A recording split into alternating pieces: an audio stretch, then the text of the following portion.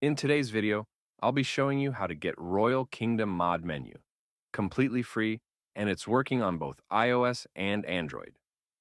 As you can see on your screen, this will give you all the hacks in the game, as well as unlimited coins, hearts, and potions for both iOS and Android.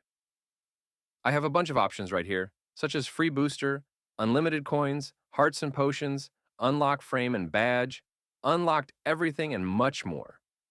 First of all, you need to make sure that your Royal Kingdom game is updated to the latest version. To check that, simply go to the App Store and see if there's any update available for the game.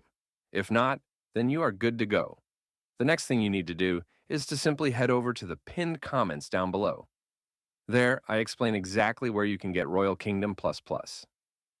So, just head over to the pinned comments. Leave a like if this method worked for you at the end, and that's it. See you all in the next video. Bye-bye.